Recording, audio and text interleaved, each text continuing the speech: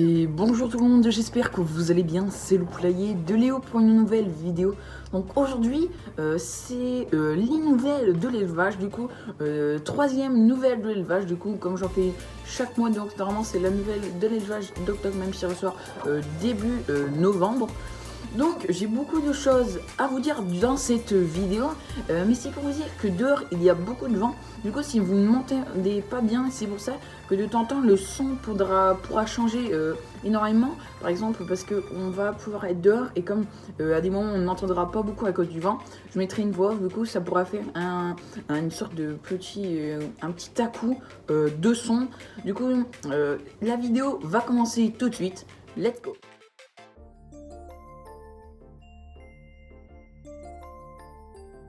Prendre des nouvelles des poules tout d'abord. Donc les poules vont toutes très bien, du coup là elles sont sur le tas de compost où je mets les déchets qu'elles ne mangent pas ou les choses qu'elles ne peuvent pas manger, comme par exemple les pommes pourries. Bon, c'est pas vraiment ce qu'elles mangent. Il y a aussi un peu de tonte et je mets aussi ici les déchets avec le foin et tout. Et là, donc les poules, que du coup elles aiment bien aller ici parce que dans le compost il y a plein de petits insectes, tout ça. Donc il y en a beaucoup qui sont en train de faire leur mue ou ont fini. Donc par exemple ici, la petite poule marron, du coup plus de plumes, qui a fini ou quasiment fini de muer. On a par ici on a la petite poule l'année dernière, le petit poussin, la petite romance qui a quasiment fini sa mue. On a Plumanox ici qui a fini sa mue. Plume d'or, elle commence à peine sa mue. Ici on va voir Galina, du coup le poussin de l'année dernière, de cette année, du coup elle ne peut tout simplement pas muer. Et ici on a la dernière poule marron qui est encore en train de muer. Et là-bas, on a Blaco. Ici, il y a Blaco, du coup, elle est en train encore de muer, mais elle est plutôt vers la fin. Du coup, on va rentrer parce qu'il reste encore quelques poules, du coup, pour ce que je vous dis sur la mue. Donc, ici, Plume de Feu en train de commencer sa mue. Elle commence à perdre beaucoup de plumes. Mon petit coq, lui, il ne perd plus de plumes. Il est en train de se refaire une petite beauté avec ses nouvelles plumes. Donc ici, du coup on va commencer à parler des nouveautés, on va dire, dans le terrain, ce que j'ai rajouté, ce que j'ai fait. Donc ici, ce que j'ai fait, on avait une table comme ça qui est faite avec des palettes. Et donc ce que j'ai fait pour pour protéger l'abreuvoir, ce que j'ai fait, j'ai tout simplement mis la table au-dessus de l'abreuvoir comme ça. Les feuilles déjà, parce qu'il y a vraiment beaucoup de feuilles en cette saison d'automne, comme ça les feuilles sont bloquées et ça salit moins l'eau. Après, je ne sais pas, pendant la dernière nouvelle de l'élevage, si je vous avais montré ça, du coup ici pour protéger la mangeoire et garder le maximum de graines, parce qu'avec la boue, si elles en font tomber, elles ne les retrouvent plus. Ce que j'ai fait, j'ai mis une grande plaque ici. Du coup comme ça, quand elles éjectent des graines de la mangeoire, elles tomberont là-dessus, et comme ça, regardez ici, on voit bien les graines qui sont tombées. Du coup elles peuvent encore les manger. Et au-dessus, du coup, j'ai mis une tôle qui est posée sur une palette et sur le petit pont noir. Donc comme ça, la nourriture est protégée de l'eau et protégée du vent, parce que le vent nord il vient d'ici. Du coup comme ça, c'est protégé du vent aussi. Donc ici, bon, c'est là où je mets toute ma nourriture, mais là il y a quasiment plus rien. Du coup faut que j'aille en racheter.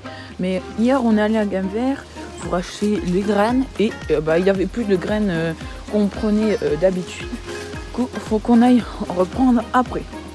Maintenant on va parler du poulailler et de la ponte.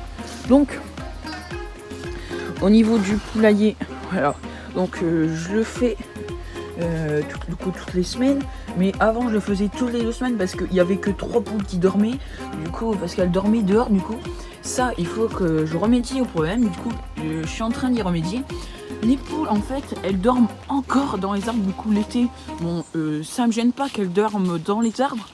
Parce que l'été, il fait bon, tout ça. Alors que là, il commence à faire froid.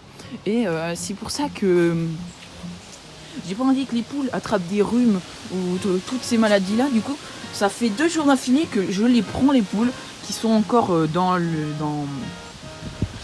les arbres. Et du coup, je les remets ici. Du coup, il y a déjà, il y en a une. Déjà, maintenant, elle reste dans le poulailler, ça c'est bien.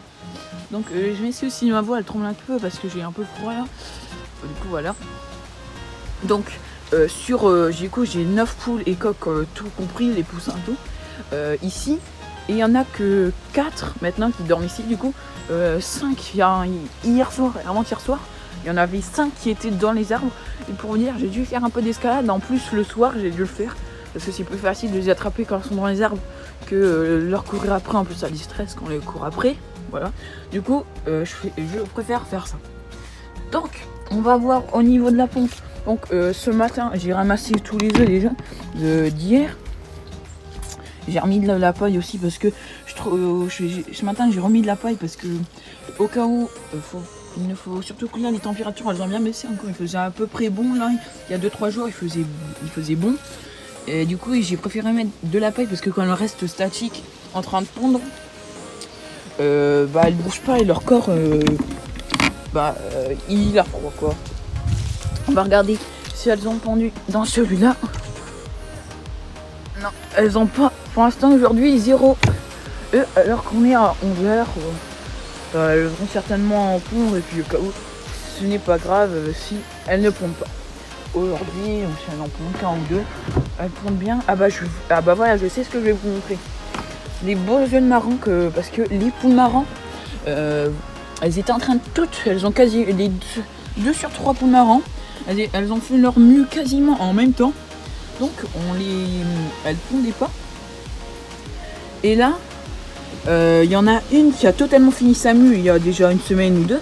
Et elle pond des super beaux œufs, regardez ça. Voilà. Et hop, je mets la date. Et regardez, elle pond des super beaux œufs, je suis vraiment super content. Voilà.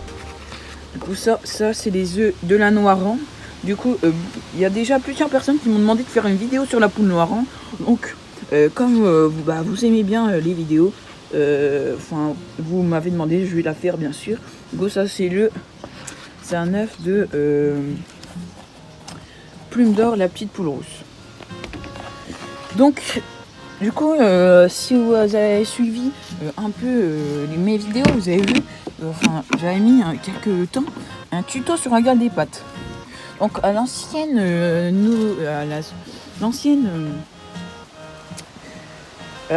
nouvelle de l'élevage, j'avais dit que la gale des pâtes était quasiment finie chez les poules. Mais je n'avais pas parlé du coq parce que le coq avait une gale des pâtes.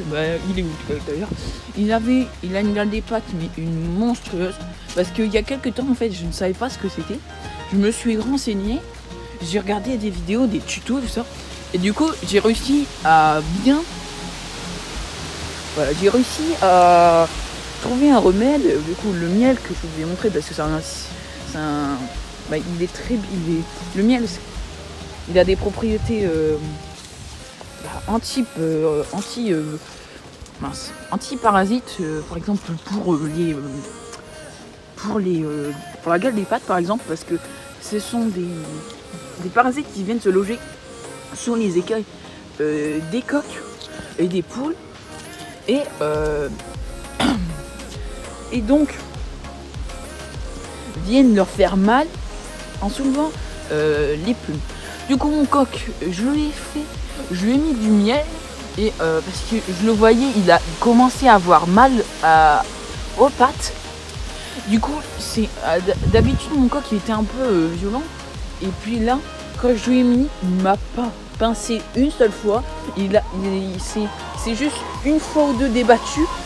Mais il a été vraiment super sympa. J'ai été vraiment très surpris. Et du coup là on lui a déjà mis 2 traitements pour le miel. Et ça a l'air d'aller déjà beaucoup mieux. J'ai regardé, il a perdu déjà plusieurs écailles. Et là j'attends un peu pour lui remettre une dose. Parce que c'est à peu près une semaine, toutes les 2 semaines, à mettre une dose de miel pour soigner la cale des pattes.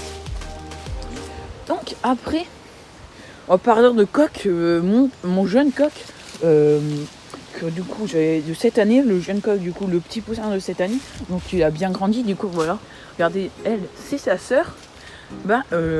On l'a vendu à un monsieur qui était intéressé par le jeune coq marron. Donc grâce à ça, du coup je l'ai vendu et je pense l'année prochaine je vais acheter des œufs fécondés. Du coup, par exemple, je ne sais pas encore, mais je pense que je vais acheter des œufs fécondés de Brahma, de Marans, peut-être de Sussex et certainement aussi des Orpington, parce que j'ai bien envie de tester toutes ces belles races j'ai vraiment envie de les avoir.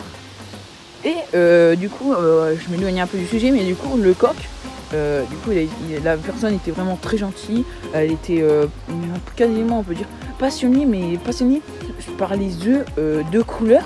Il avait plusieurs races de poules et et il les choisissait avec les couleurs des œufs. C'était vraiment, je pense qu'il va vraiment être bien soigné, le jeune coq. Donc voilà les projets un peu de l'année prochaine. Voilà. Et alors là, je pense que l'année prochaine, on va avoir du coup dans un autre terrain. Du coup, j'ai un autre terrain. On va dire que c'est un peu, on l'appelle un peu l'EHPAD. En fait, c'est parce que c'est là que je vais mettre toutes les vieilles poules. Du coup, par exemple, Plume Blanche, la petite poule. La petite poule rousse, si certains s'en souviennent, ou encore Plume Noire, c'est une autre Maran, c'est pas celle-ci alors. Elles sont là-bas. Les 2 coqs, j'ai encore 2 coqs de l'année dernière, des poussins de l'année dernière, ils sont là-bas. Du coup, parce que j'ai pas envie qu'ils restent avec ce coq-là qui est un coq race, parce que j'ai envie d'avoir des Marans et des Puras, tout ça. Donc, je les ai mis là-bas. Et là-bas, on a aussi des oies, 2 oies. Et l'année prochaine, on fera certainement couver ces oies. Parce que chaque année, elles couvent. Mais comme il n'y a pas de jarre, les oies, elles couvent. Mais à chaque fois, il n'y a rien, il n'y a pas d'oison. Du coup, l'année prochaine, j'espère que vous l'avez compris, on va certainement avoir des oisons du coup dans un autre parc. Des oisons et j'espère qu'on aura de bons résultats. Du coup l'année prochaine, franchement, c'est une année, j'espère que je vais pouvoir faire plein de nouvelles choses, les oisons, les poussins, plein de nouvelles races. Du coup, si il y en a qui veulent savoir, déjà pour les oies, ce sont des oies de Toulouse. Du coup, elles volent pas, elles sont dans un parc. Voilà. Donc c'est la fin de cette vidéo, j'espère qu'elle vous aura plu. J'espère que tous ces projets vous tiendront jusqu'à l'année prochaine au moins. Du coup, toutes les vidéos le dimanche 11h15. Voilà. J'espère que du coup, en fin novembre, du coup, ça sera la prochaine nouvelle de les joies. Je vais essayer de faire à chaque fois à la fin du mois, ou voire même, comme là j'ai été un peu en retard, donc c'est exceptionnel. Mais vous inquiétez pas pour les nouvelles de l'élevage. Normalement, il y en aura une chaque mois à peu près. Mais à moins que je n'ai vraiment rien à vous dire. Donc, c'était le poulailler de Léo. Allez, bye bye.